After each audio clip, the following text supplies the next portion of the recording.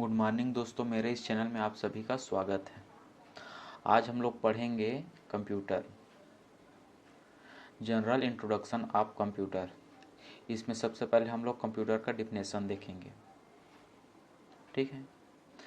Computer शब्द की उत्पत्ति ग्रीक भाषा के कंप्यूट शब्द से हुआ है।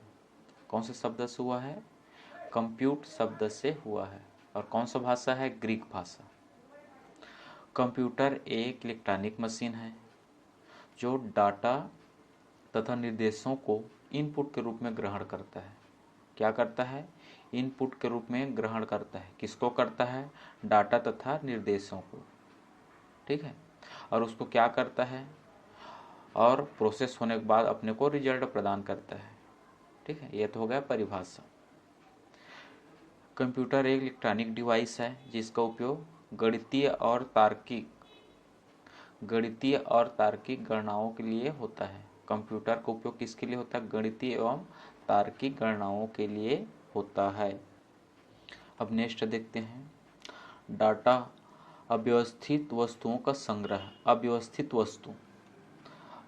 वस्तु किसको बोलते हैं? जैसे मान लो 2, 4, 1, 9, 8 इस प्रकार दिया। ये क्या है? डाटा है। ठीक है। ये क्या है? डाटा है जो अव्यवस्थित ढंग से है। अब मैं बोल रहा हूँ कि इसको असेंडिंग आर्डर में या फिर डिसेंडिंग आर्डर में इसको अरेंज करना है। या ठीक है, बढ़ते हुए क्रम में लिखना है।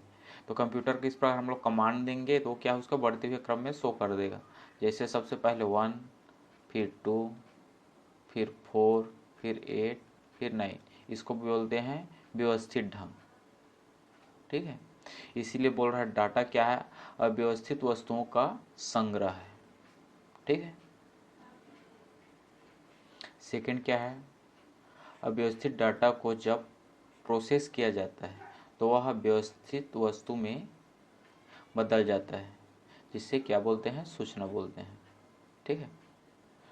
अव्यवस्थित डाटा को जब प्रोसेस करते हैं तो वह व्यवस्थित वस्तु में चेंज हो जाता है, जिसे हम लोग सूचना कहते हैं, इंफॉर्मेशन कहते हैं। वह जानकारी जिसमें बुद्धिमत्ता होता है ज्ञान कहलाता है।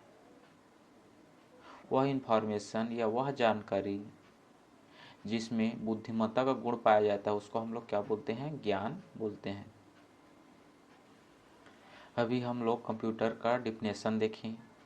कंप्यूटर शब्द की उत्पत्ति कौन सी भाषा से हुआ है? ग्रीक भाषा से हुआ है। ग्रीक भाषा कंप्यूट शब्द से हुआ है। कंप्यूटर एक इलेक्ट्रॉनिक मशीन है जो डाटा तथा निर्देशों को इनपुट के रूप में ग्रहण करता है और निर्देशों के अनुरूप उसका प्रोसेस करता है और रिजल्ट प्राप्त करते हैं, जिससे हम लोग। ठीक है। कंप्यूटर इलेक्ट्रॉनिक डिवाइस है जिसका उपयोग किसके लिए किया जाता है? गणितीय एवं तार्किक गणनाओं के लिए किया जाता है। ठीक। डाटा क्या है? डाटा एक अव्यवस्थित वस्तुओं का संग्रह है।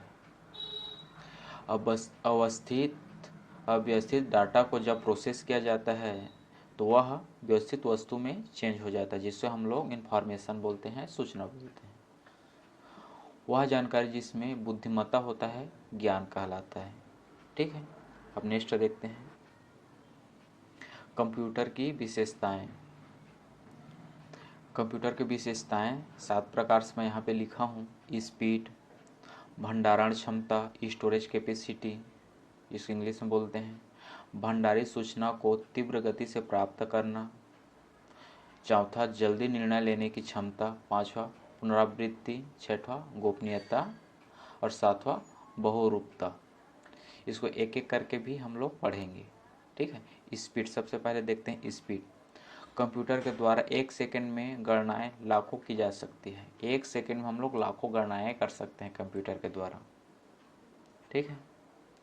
दूसरा, वर्तमान में कंप्यूटर नैनो सेकंड में गणना कर सकते हैं। नैनो सेकंड में गणना 10⁻⁹ सेकंड में हम लोग गणना कर सकते हैं। बहुत क्विक, बहुत फास्ट गणना कर सकते हैं।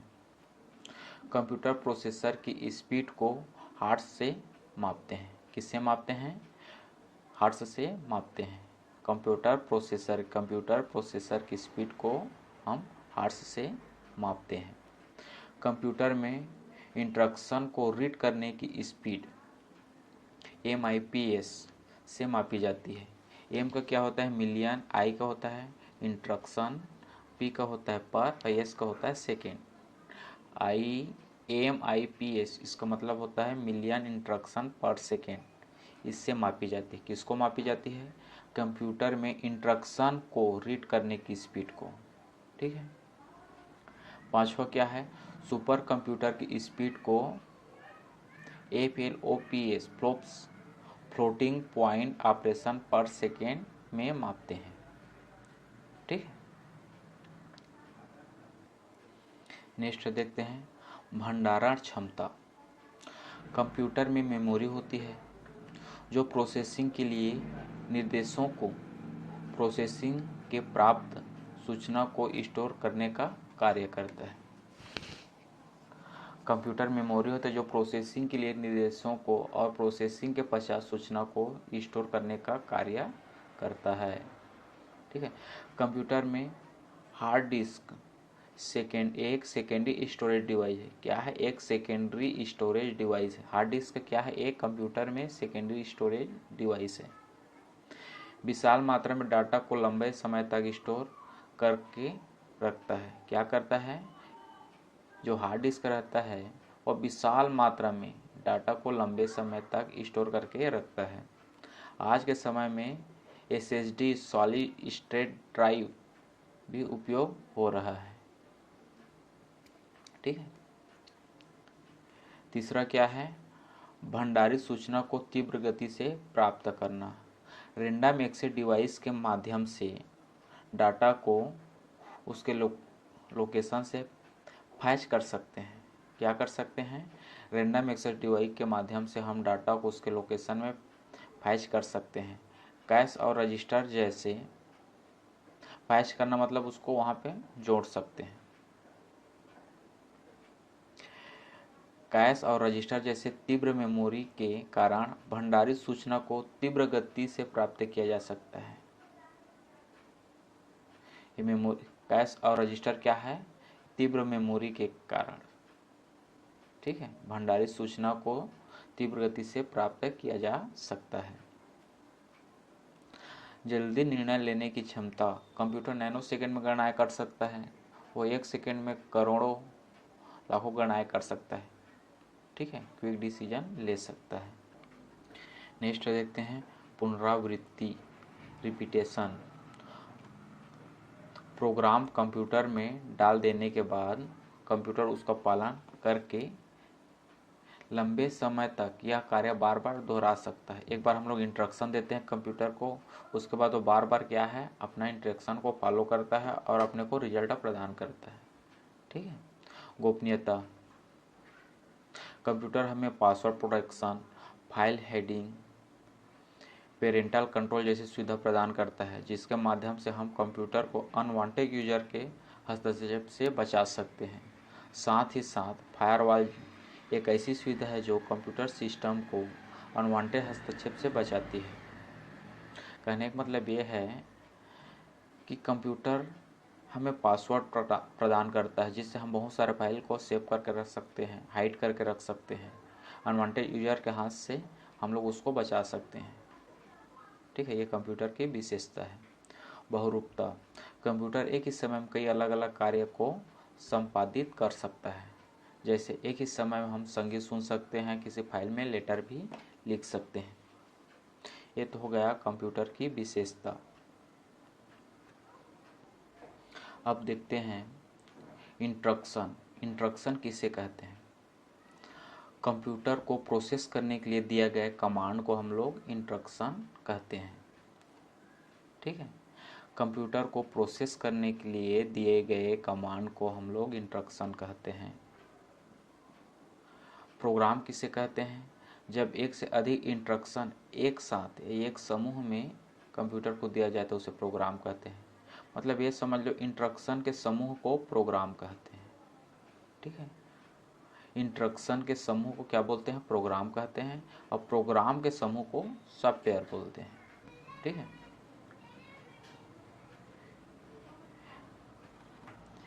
इंस्ट्रक्शन, सबसे पहले देखो ध्यान से सुनो, इंस्ट्रक्शन किसे कहते हैं? कंप्यूटर को प्रोसेस करने के लिए दिए गए कमांड को इंस्ट्रक्शन कहते हैं। कंप्यूटर को चलाने के लिए, प्रोसेस करने के लिए जो भी हम लोग कमांड देते हैं उसको क्या बोलते हैं? इंस्ट्रक्शन कहते हैं। और इंस्ट्रक्शन के समूह को प्रोग्राम कहते हैं। अब प्रोग्राम के समूह को सॉफ्टवेयर कहते हैं। ठीक है, देखो यहाँ पे instruction, set of instruction program और सेट ऑफ प्रोग्राम सॉफ्टवेयर। ठीक है, इस प्रकार ये होता है। अब देखते हैं डाटा। ये भी परीक्षा में अक्सर पूछा जाता है। डाटा अव्यवस्थित, अपरिष्कृत आंकड़ों के समूह जिसका उपयोग प्रोसेस के लिए किया जाता है, डाटा कहलाता है।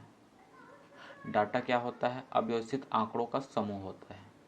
ठीक है, डाटा के प्रकार, डाटा 3 प्रकार के होते हैं। न्यूमेरिक डाटा, जिसमें 0 से 9 तक या इससे बनी संख्याएं शामिल होता है। ठीक है, 0 से 9 तक या इससे बने संख्याएं शामिल होता है।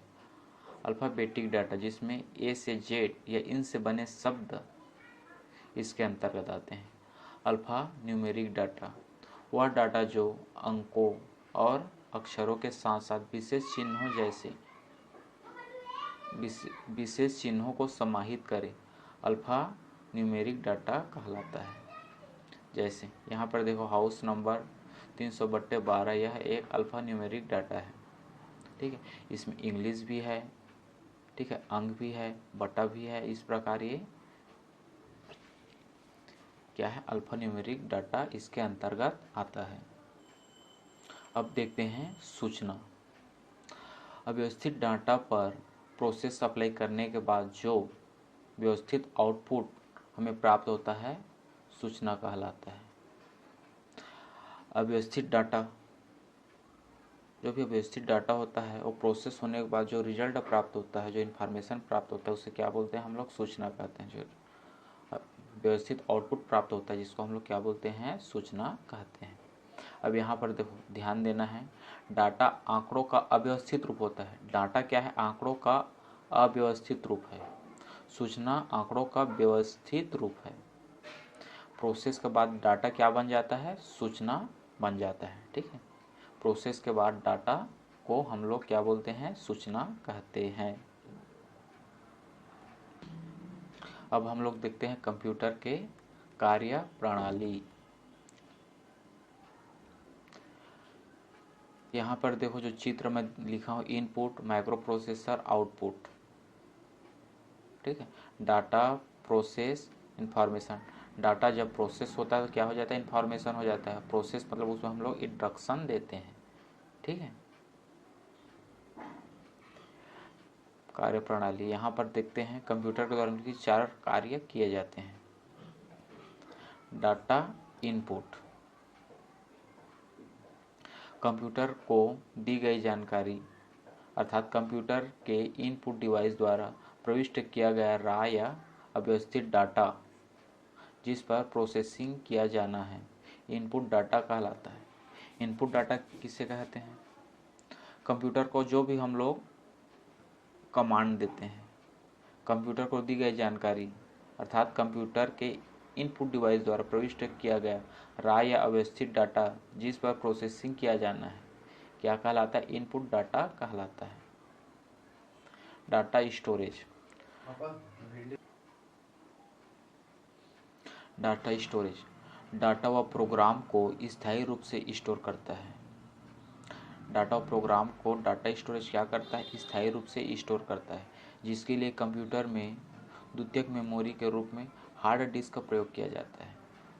स्थायी रूप से डाटा स्टोर करने के लिए प्राथमिक मेमोरी का प्रयोग किया जाता है।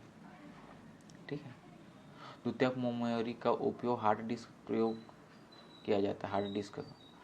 ठीक है, और अस्थायी रूप से डाटा स्टोर करने के लिए प्राथमिक मेमोरी का प्रयोग किया जाता है। डाटा प्रोसेसिंग, नेक्स्ट क्या है? डाटा प्रोसेसिंग, निर्देशों को एक्सिक्यूट करके डाटा को सूचना में बदलने के लिए की गई गणना डाटा प्रोसेसिंग कहलाती है।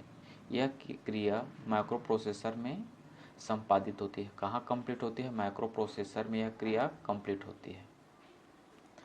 और चौथा डाटा आउटपुट, कंप्यूटर से ली गई जानकारी अर्थात प्रोसेसिंग से प्राप्त सूचना को यूजर को प्रदर्शित करना डाटा आउटपुट कहलाता है, जिसके लिए output device monitor, speaker, printer का प्रयोग किया जाता है। ठीक है। डाटा आउटपुट, कंप्यूटर से ली गई जानकारी अर्थात प्रोसेसिंग से प्राप्त सूचना को यूजर को प्रदर्शित करना डाटा आउटपुट कहलाता है, जिसके लिए आउटपुट डिवाइस जैसे मॉनिटर, स्पीकर, प्रिंटर का प्रयोग किया जाता है। ये क्या है? ये सबसे पहले क्या है? Data input. ठीक है। Track ball, joystick, light, pen, keyboard, mouse, इसके द्वारा हम लोग क्या करते हैं? सबसे पहले कंप्यूटर को में हम लोग डाटा इनपुट कराते हैं। उसके बाद डाटा स्टोरेज। डाटा स्टोरेज क्या होता है? रजिस्टर, रैम, रोम, एचओडी, ये डाटा स्टोरेज होता है। ठीक है। फिर उसके बाद क्या होता है? CPU, ALU, CU, data processing. इसमें क्या होता है? फिर सीपीयू, एएलयू, सीयू, इसमें डाटा प्रोसेस होता है। उसमें सबसे पहले कंप्यूटर में हम लोग इनपुट के माध्यम से, इनपुट डिवाइस के माध्यम से हम लोग डाटा को इनपुट कर देते हैं। फिर अंदर में क्या होता है? वो प्रोसेस होता है। फिर अपने को रिजल्ट डाटा आउटपुट मिलता है। किसके द्वारा मिलता है? किसके थ्रू मिलता है? मॉनिटर, वीडीयू, स्पीकर, प्रिंटर, इसके द्वारा अपने को आउटपुट प्राप्त होता है। अब यहाँ पर देखते हैं मोस्ट इम्पॉर्टेंट, ध्यान देने वाले योग्य बातें। टेस्ट कॉपी करना कंप्यूटर का आधारभूत कार्य नहीं है। क्या है? आधारभूत कार्य, मुख्य कार्य, आधारभूत कार्य टेस्ट कॉपी करना कंप्यूटर का आधारभूत कार्य नहीं है। कंप्यूटर बुलियन बीजगणित पर आधारित होता है। कौन से गणित पर आधारित होता है? बुलियन बीजगणित पर आधारित होता है। कंप्यूटर डाटा विश्लेषण कार्य नहीं करता। क्या कार्य नहीं करता? डाटा विश्लेषण कार्य नहीं करता। ठीक है। अब नेक्स्ट, अब देखते हैं कंप्यूटर के उपयोग, एप्लीकेशन ऑफ कंप्यूटर। पहला, डाटा प्रोसेसिंग में, वर्ड प्रोसेसिंग में, शिक्षा में, स्कूल में, कॉलेज में इसका उपयोग होता है, बैंकों में होता है, चिकित्सा में होता है, सूचनाओं का आदान प्रदान में, एक्सचेंज ऑफ इंफॉर्मेशन, रक्षा में, औद्योगिक और व्यापार में, मनोरंजन में, प्रशासनिक, प्रकाशन में होता है, रेलवे में होता है, एयरलाइंस में होता है, वैज्ञानिक अनुसंधान में होता है, पुस्तकालय में होता है, संचार में होता है, अंतरिक्ष प्रौद्योगिकी में होता है। इन सभी में और बहुत जहाँ पे कंप्यूटर का उपयोग होता है। ठीक है। अब देखते हैं कंप्यूटर की सीमाएं। ये क्या है? बुद्धिहीन होता है, खर्चीला होता है, वायरस का खतरा होता है, विद्युत पर निर्भर रहता है। बुद्धिहीन होता है क्योंकि हम लोग ही उसको कमांड देते हैं तभी वो कार्य करता है, अपने से कोई कार्य नहीं कर सकता। खर्चीला होता है बहुत कीमती होता है, वायरस का खतरा रहता है, विद्युत पर निर्भर करता है, विद्युत बिना ये नहीं चल सकता। ये इसकी क्या है? सीमाएं।